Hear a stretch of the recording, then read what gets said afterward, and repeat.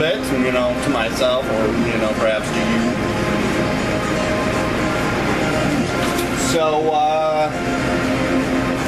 yeah, I wanted to talk about what happened last year on the Atheist Experience show. You know, I had contacted Matt Dillahunty, or as I refer to him, Dillahunty, and through Facebook. I said a lot of things, you know. I don't really reread, you know, my stuff. You know, probably mentioned that I was lonely, and, you know, maybe even mentioned that I don't talk a whole lot. So yeah, and that's the truth. I don't really get out much or talk to many people. Sometimes I, you know, get so starved for someone to talk with that. Oh, you want to play? Here you go. Kitty likes to catch cards. Yeah, that was gross. You know, so sometimes I get so starved for, you know, like a conversation that I just, you know, end up just going to like a business that I normally go to, and I just talk to the employees there, and, you know, sometimes, you know, a few minutes turns into a few more minutes, and then maybe a half hour, and then an hour later, you know, we're just chit-chatting. Most of the time they would be someone, you know, that has some weird beliefs. I know there was this one guy, Bob, at this one gas station I used to work at. You know, there's smart, there's all different kinds of combinations of people. I mean, you get the brilliant psychopaths that I see a lot in public office. And then you get like the dumb psychopaths as well. And I felt that this guy was like that. He stopped talking to me because I was like, hey, you know, I don't mind, you know, transgender or transsexual people. You know, I'll hang out with them, right? You know, so he stopped hanging out with me because of that, right? So, Kitty, that ain't for you. Kitty, that ain't for you. Okay, I'll have one for you, okay? There you go. There you go. How about another? How about another? There you go. How about another? There you go. Alright. So yeah, he mentioned things like, you know, how he doesn't feel emotion for people. That's some psychopath bullshit. But it was my only choice, you know, my only option was to talk to someone like that, so obviously, you know, it's not that satisfying. Oops. Oops.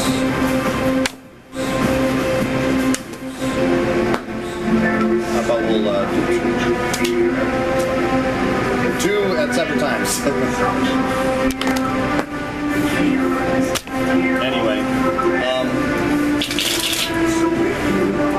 so yeah, normally sometimes when I'm trying to talk to somebody, you know, a paragraph turns into 2, then to 3, and then it's like, shit, I need to explain that, and then I need to explain this, and then it's like, I got this idea, and then it turns into this whole thing of ideas. You know, and it's really hurtful that, you know, especially when I look up to somebody, which I don't look up to Matt Dillahunty anymore, but when I look up to somebody and I'm like, wow, I've learned so much, and, you know, I got taken so much from you and your show and all the different people there, you know, there might still be hope for Tracy Harris. I'm running out of fucking people on that show. You know, they're all acting like, you know how priests act when they have a sex scandal and they all, you know, rally around, you know, he's a good guy and everything. That's what they're acting like. Totally reminds me of that shit. So yeah. Here you go. There you go. Yeah, I'm sorry. Chris is jerk. Chris is jerk. You're not throwing the cards. There you are. That was a nice catch, Kitty. So I Matt Dillahunty, you know, a message, you know, that, hey, I want to try to run for president of the United States. And it wasn't an idea that just kind of came out of nowhere. This president thing has been something, you know, since I was a little kid. You know, I'm like, damn, I want to make the world a better place. A lot of people are like, hey, I want to be a police officer, a firefighter. I was just more general. I'm like, I want to make the world a better place. And I did a lot of things, you know, video games. You know, I'm like, hey, I'm going to make a good video game. And that's going to make a difference. You know, that's going to bring joy, you know, throughout the world. Maybe other countries will, you know, have that game as well. You know, then I got into arts and dancing. You know, and I thought that would make a difference.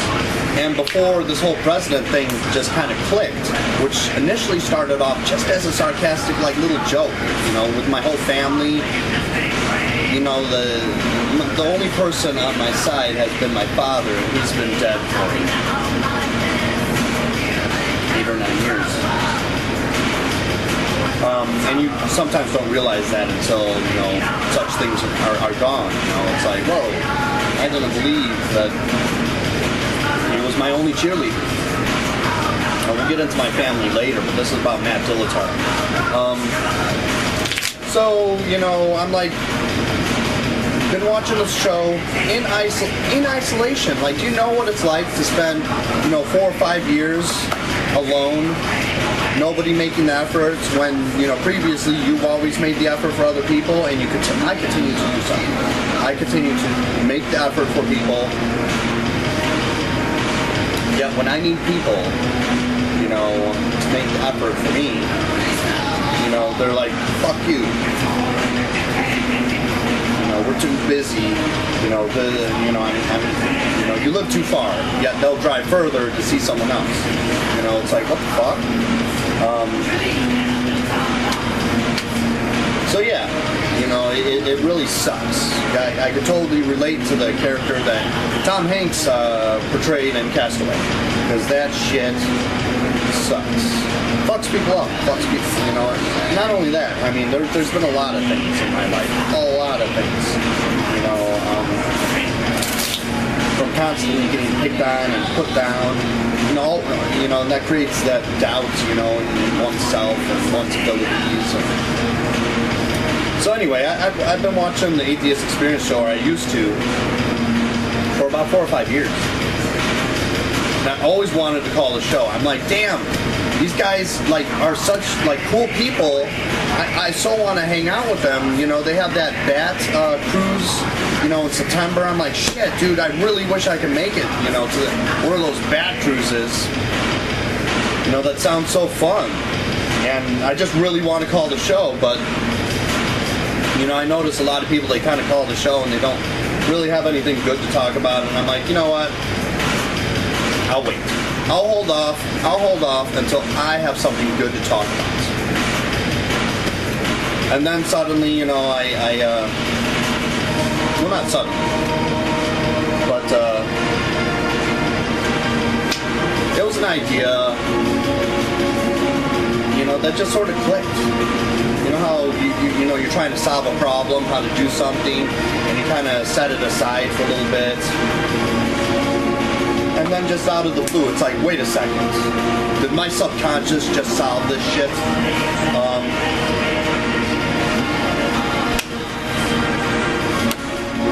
Okay, Chris Jerk. Sorry. Chris Jerk, I'll throw you more cards. There you go. There you go.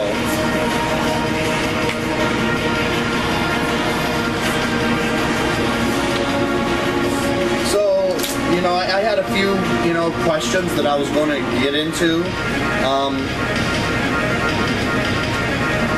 And one of them was going to be like, you know, if atheists need to run, you know, and lose, you know, an X amount of times, you know, like, I just say a dozen times. Why don't I be the first one? People could learn from my mistakes, you know, get better, do a better job than me. You know, and,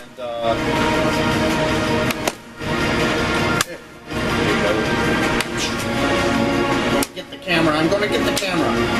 Okay. He's so good catch. He like jumped up in the air and he double paused it. He's like, ah, mine, and then he brings it down. And that's a catch for him. I mean, that's totally a catch.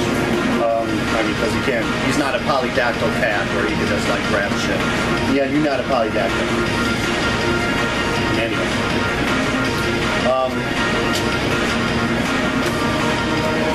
Let's see if I could do, the one hand maybe. That sucks my ass. Because I have a fan blowing on me. So, yeah, you all excited. You all excited. Here he goes. Oops. Oops. Kitty, I'm running out of cards. So, just waiting for... Here, last one. Last one.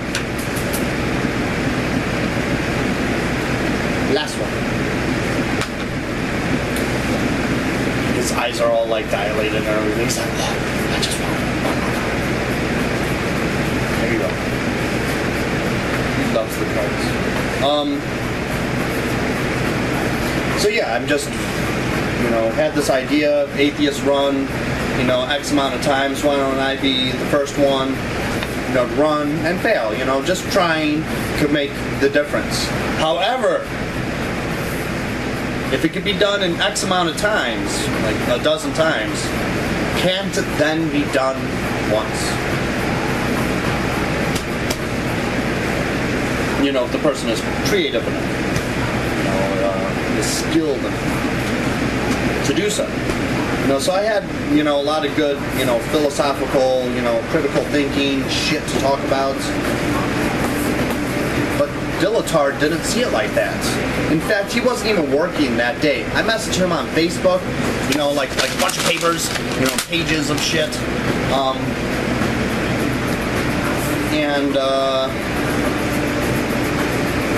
I called the show. The call screener put me on hold, and I'm like, great, I'm going to finally talk, and have a good discussion. Finally, a good discussion! I've never had that before with another person that thought like me in my life!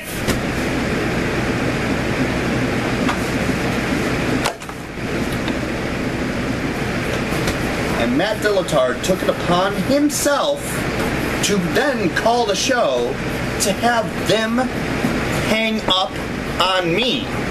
I really wish that I was recording the audio that day, because the call screener, maybe he was the same asshole that I talked to just recently, just a few weeks ago. But he acted all smug. He's like, yeah, we're not going to have you on the show. See you later. Really, dude? Really? Really? Somebody that is aspiring to be president of the United States is not cool enough to have on your show to talk to. That's some fucking brilliance, dude. I will see later, when people are taking me more seriously, if I could get Hillary Clinton to call your show for a little while. Maybe you'll show her the same courtesy. I don't know. So, Bill, Clinton, Hillary, I will give you a personal foot rub. I'll do the J-beam. I'll do the J-beam. And Clinton, Bill, once I have a lady sidekick, if it's okay with Hillary, we will give you a foot rub too. But no smelly feet. Alright? No smelly feet. Wash that shit up, alright? I don't think there would be a problem with YouTube, but just in case, I'll totally give you foot rubs. I'll give you extra one too for calling the show. Or if you don't want a foot rub, I'll give it to someone else of your choosing. For doing that. So yeah, he took it upon himself to call the show on his day off to have them hang up on me. So I was naturally upset. I'm like, fuck, why does, everyone's just shitting on me my whole life. From school to employers, employers that find out that you're an atheist, and then they stick their hand on your shoulder, And then they're like, well, I'll pray for you. And it's like, you know, and then they start doing that like a dozen or two times, you know, 24 times a day when they never did that before they learn your belief. You know, people firing me for being a cigarette smoker. People firing me for doing the right thing, like bitching about people smoking pot at work. Fired. It's like, I can't win. Can't win. So I call a show, and I thought I did the right thing. I'm like, man, I'm going to wait. I waited years to call that show. And what happened? They treat me like a complete asshole. Brilliant, guys. You're fucking brilliant.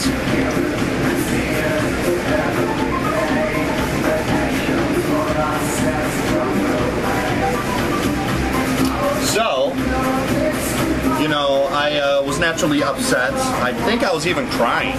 You know, I'm like, man, this really sucks. You know, I think, like, I was in tears and everything. I'm like, it hurt. It hurt.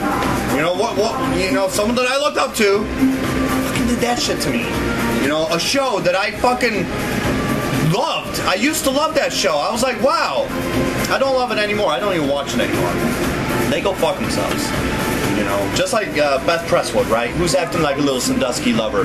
Yeah, defend your fucking boyfriend or husband. Yeah, you do that because he acted like a dick, so you just mindlessly defend him. Fucking great. Reminds me of sex scandals and churches and shit. So, I messaged Dillahunty. Like all upset in tears. Like, you're going to apologize. Call me at this number. So apparently he called the house, but I wasn't home. I wasn't home. We don't have an answering machine here. No voicemail. So it will ring and ring and ring until you stop trying.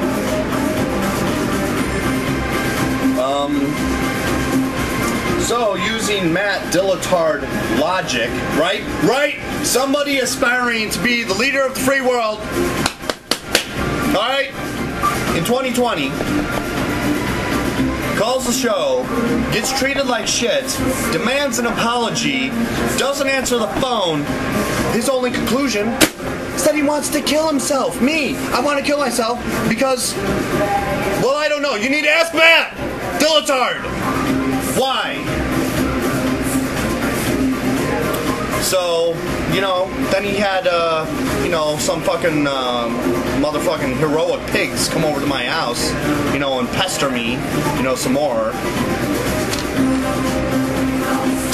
And, you know, the town cops around here always wanted to, like, bust me. You know, it's like been their dream. They just had that feeling, and I know that shit. Before all this shit happened, they had that feeling about that guy. They're like, I want to get that guy. You know, even when I would be talking at the gas station one day with Bob, that psychopath Bob, right?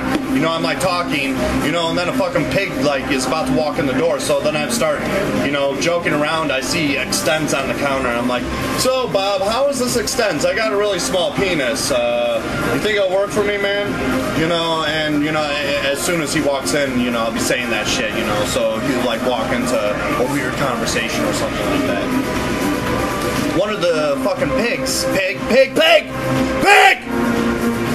slipped him a note. Slipped Bob a note. Asking Bob if he should bust my ass. Yeah, for being lonely and wanting to talk. In fact, having someone at a gas station at late hours, like an extra customer, is more safe, you know, than just an empty, you know, fucking gas station with just the attendant alone. You know, people are less likely to rob the place. Well, what the fuck do I know, pig? Get you a fucking flag to wear, huh? So, anyway. So yeah, you know, and that was about it. You know, that's what Matt did to me. That's kind of, you know, a brief story of how I felt.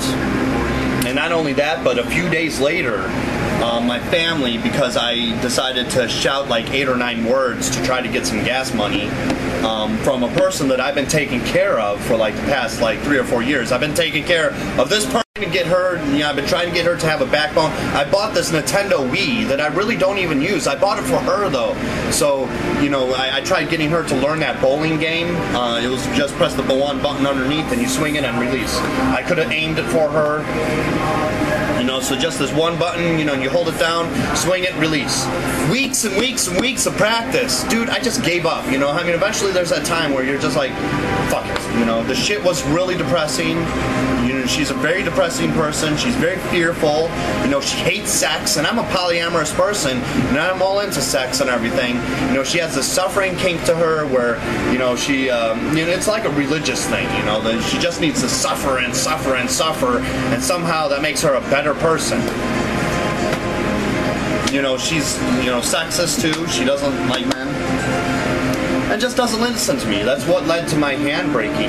Is I was trying to convince her to get a backbone for this family that never made the effort before. You know, they never made the effort.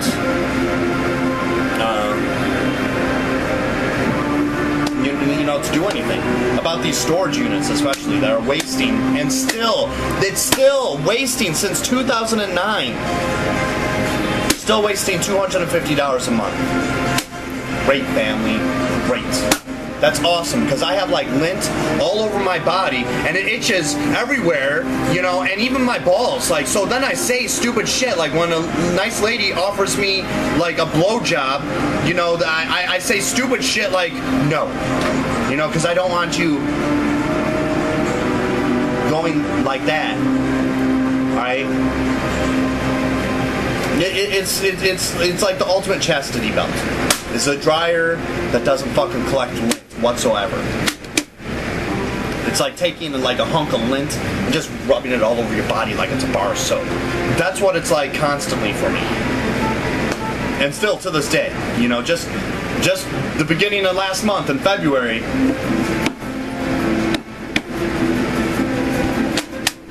before I got sent to a mental institute for having a sign on my back.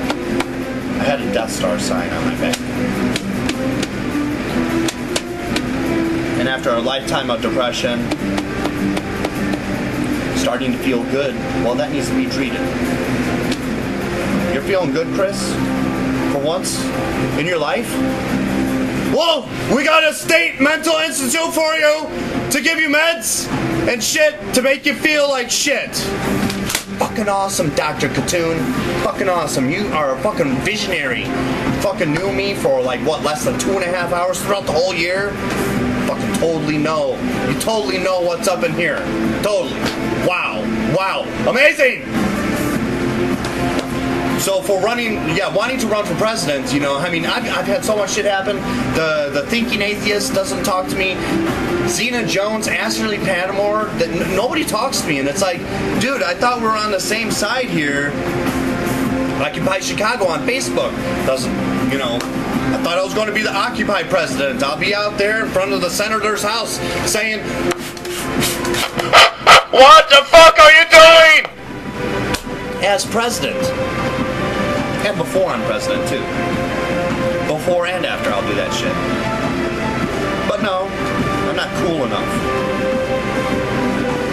You know, it was fun in the fucking mental institute because I didn't know when I was getting out. And the doctors, 2 of them, were all laughing at me like, that's such a stupid idea. Why are you going to run for president? And I'm like, fuck you!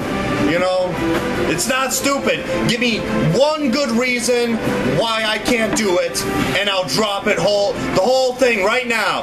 And they're like, it's just stupid. 2 motherfucking brilliant doctors. Wow. You know, so got locked up for my convictions, but even better, Matt, is that after a few days after I had that horrible tragedy with you, Dillahunty, from the Atheist Experience show, and everyone is just being assholes apparently.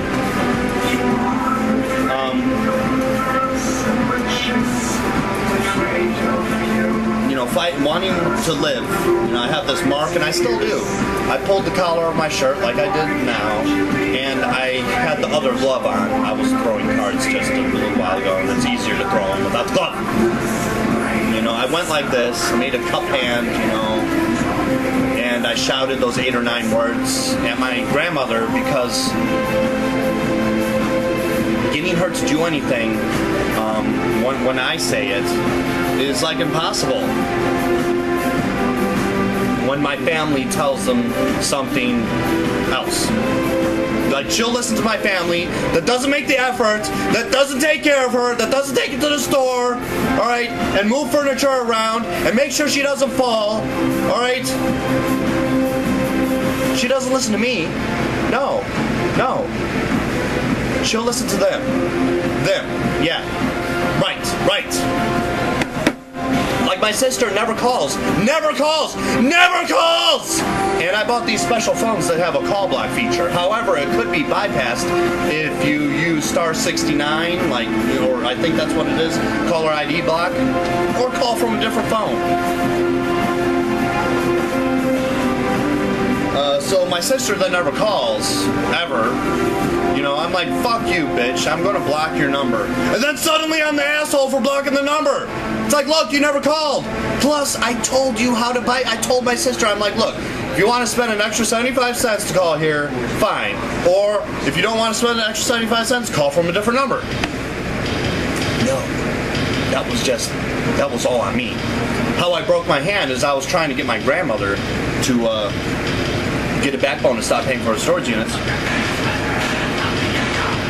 She finally got it after like 2 months of convincing her. After weeks of convincing her. She's like, okay, I'll stop paying the storage units. So then I'm like great, and then I'm in the family room one day. She's on the couch. I'm like 5 or 6 feet away. I'm not anywhere near her. I don't hit people unless it's some kinky ass shit. Safety. Anyway, or defending myself. Or by complete mistake, like if I back up, I don't know, somebody spilled something in front of me and I'm like, oh shit, let's back up, and I accidentally hit somebody with my ass, bump it into them. Okay, I think I covered it all.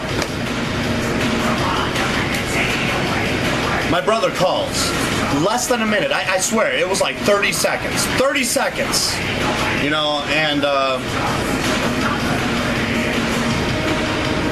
And then she's like, okay, I'm going to start, after the phone call, she hung up. She's like, okay, I'm going to start, paying for continue to pay for the storage units.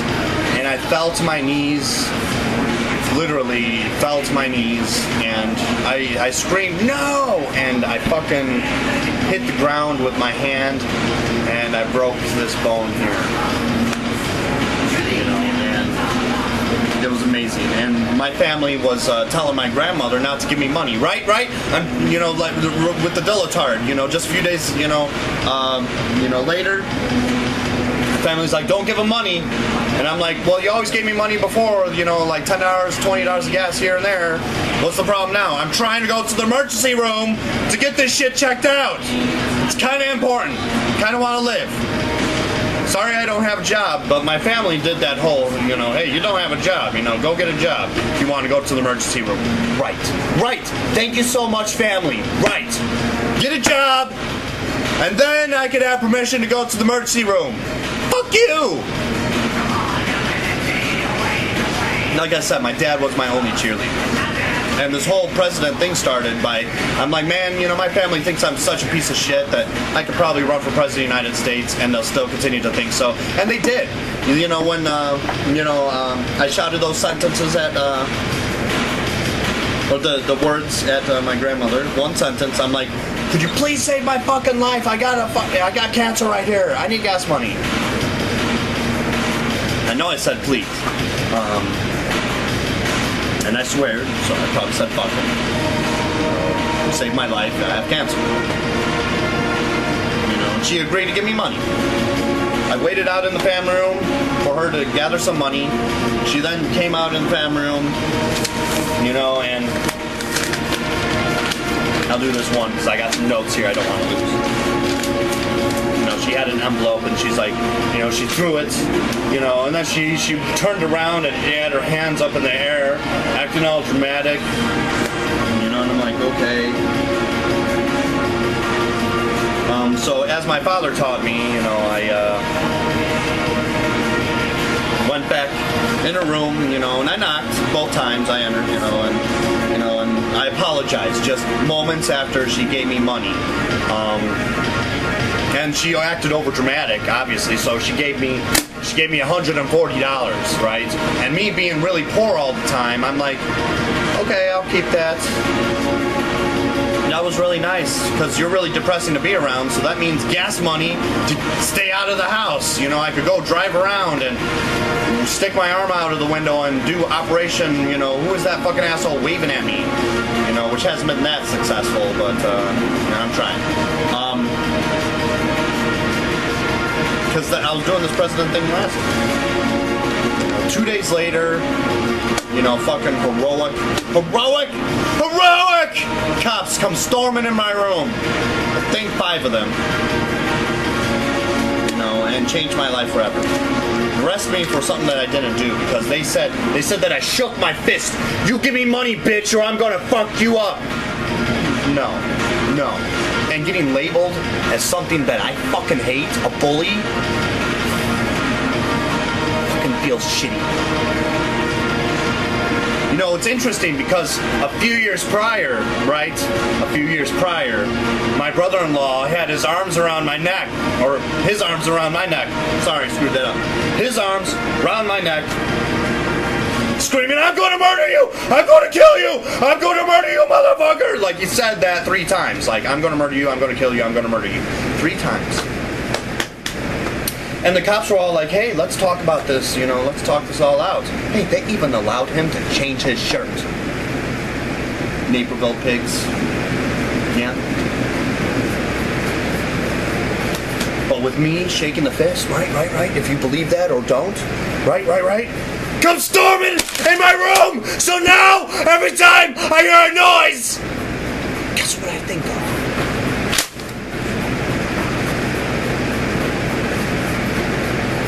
I try to turn it into something cute, but in the back of my mind, it's always still there. You know, I'm like, geez, you know, they always coming? Are they coming for me now? You know, I turned it into something like, is that you, Murdoch? Is that you, Murdoch? You know, but it's still there. You know, the fear. You know, fucking heroes. I need to get all those boys a fucking, you know, a fucking flag to wear around them.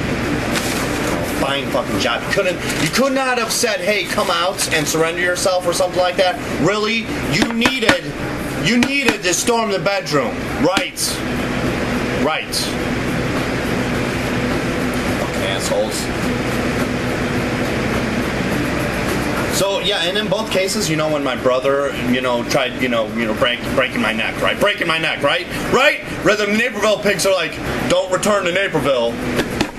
And I got the same thing from fucking Orland pigs, too. They're like, don't come back to Naperville. It gets even better, too, because then, you know, they're like, my family is like, oh, he's only going to be arrested 1 day. They were actually talking to the cops. Pigs! You fucking heroic Orland Park pigs! Do you remember when my family was, you know, saying, hey, you know, he's only going to be, you know, in jail for a day or 2, right?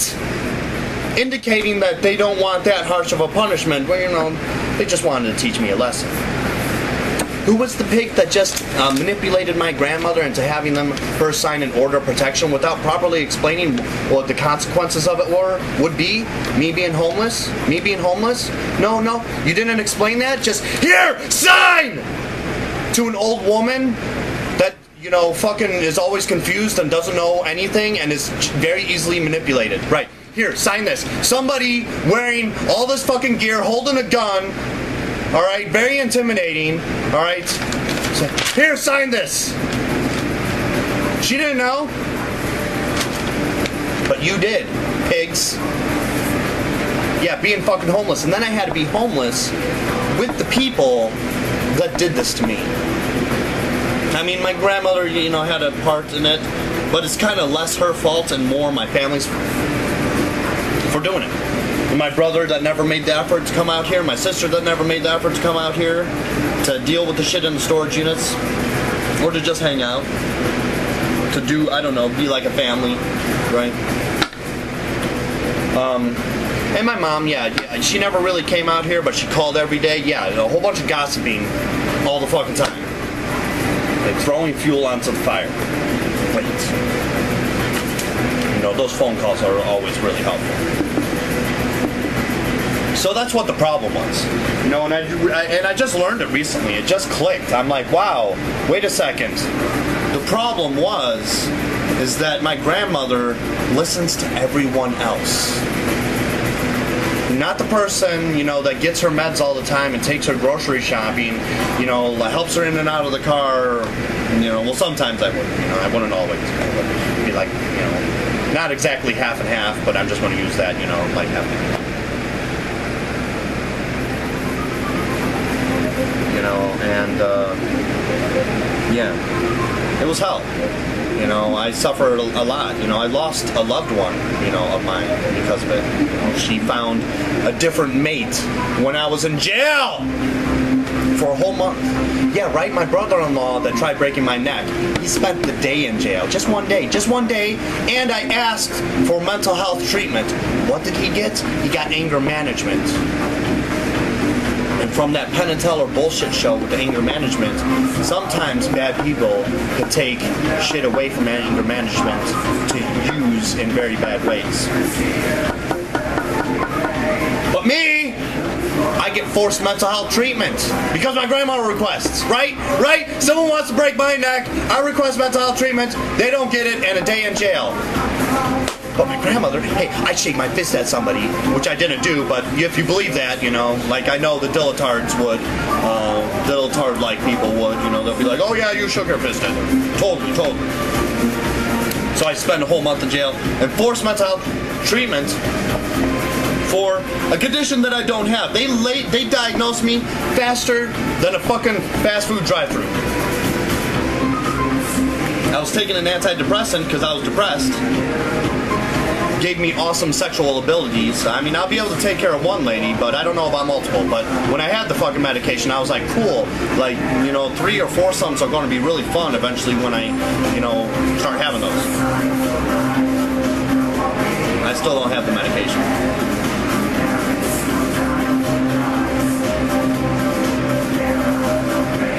Taking Ritalin. That was helping me read because I don't read a lot or write, and you know, I was doing that. I was fixing things on my own. I quit smoking cigarettes. I'm now a cigarette smoker again because of that. I used to work out. I don't work out anymore. I used to care a lot about my life. Thank you for fixing that for me. You know, that also gives me abilities I can utilize too, because then I can do crazy ass shit. You know, and yeah. So, yeah, you know, so after the atheist experience, you know, and all these people that have fucked me throughout my life, you know, I have just so many stories, you know, just, you know, like I'll have one bumper sticker on my car, you know, and then someone tries running me off the road because of it, like clearly, you know, they'll pull up next to my car in like a 2-lane road, you know, and they'll roll down their window and start throwing shit out the window at me, and then they'll move in front of my car and slam on their brakes, you know, and since I'm a really good predictor and, you know, I'm just very sharp, you know, I avoid it all. So then I throw another sticker on my car. I'm like, fuck that, dude. I'm not going to get intimidated. And now I have so much shit on my car, you know, that...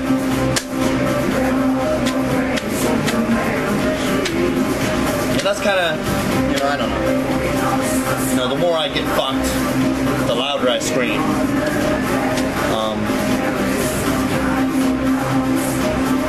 And so, yeah, you know, it's been hell.